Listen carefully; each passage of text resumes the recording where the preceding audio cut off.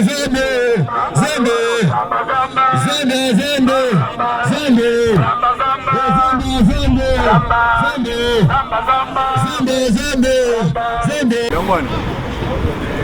bonjour, vous êtes ici pour manifester avec les compatriotes devant le pôle 2 ici, érigé en face d'une banque. Aujourd'hui, le Congo est ébranlé par toute une série de manifestations. Quelle lecture faites-vous de la démarche de la population congolaise actuellement face à cette révision constitutionnelle? Eh bien, c'est une démarche logique et qui relève du droit de chaque fils et fille congolais, de chaque citoyenne et citoyen congolais d'exercer son droit civil et politique en manifestant contre l'injustice, contre la mauvaise gestion de tout un régime. D'ailleurs, la Constitution le dit à l'article 64.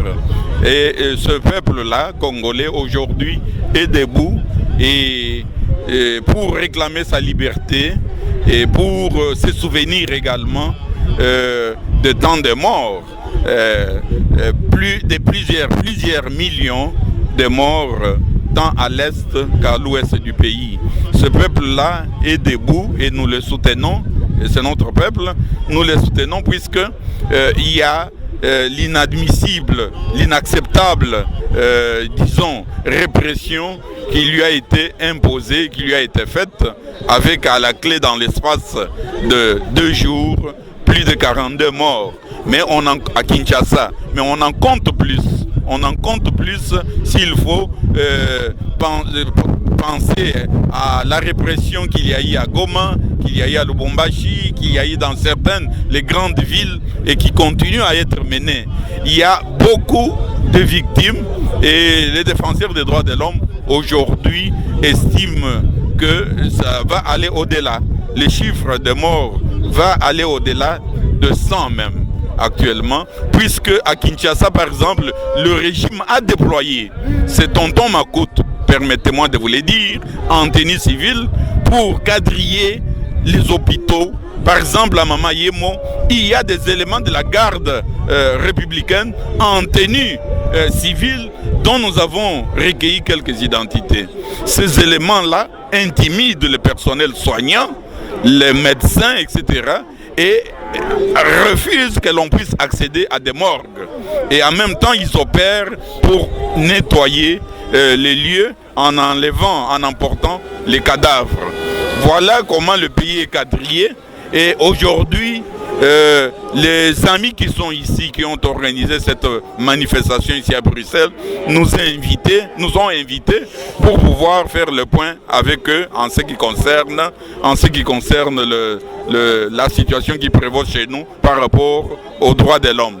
Nous sommes là, on a essayé de leur donner l'état de la chose avec l'arrestation de nombreuses personnes qui aujourd'hui sont jetées en prison, de gens comme Christopher Ngoyi de la société civile qui est en prison, qui est l'un des organisateurs de tous les soubresauts, de tous les mouvements de manifestation, y compris des opposants comme Jean-Claude Muyambo qui a rejoint l'opposition, et tant d'autres, Djomi et tous les autres qui sont en prison. Oui, vous êtes ici à Bruxelles, à 8000 km de Kinshasa.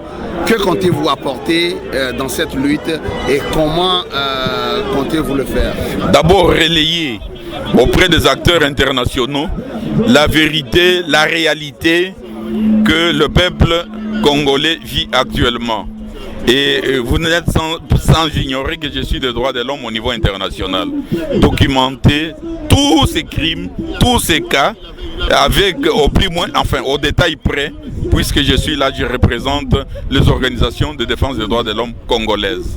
Et aussi aider mes frères à accéder à toutes ces informations et les pousser à l'unité d'action pacifique.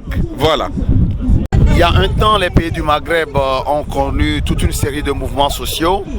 Aujourd'hui, le Burkina Faso vient de lancer ce mouvement au niveau de l'Afrique noire. Et 2 mois après, c'est le Congo qui emboîte le pas. Est-ce que le peuple congolais veut en découdre avec l'actuel homme fort de Kinshasa, Joseph Kabila, tout comme l'autocrate Blaise Compaoré a eu à vivre les durs moments avec le peuple burkinabé? Oui, merci pour la question et surtout pour sa pertinence. Le peuple congolais, ça faisait déjà des années, avait dit non à Joseph Kabila. Rappelez-vous, souvenez-vous des élections du 28 novembre 2011 où M. Kabila a été battu à plate couture. Mais malheureusement, M. Kabila n'a pas entendu la voix du peuple.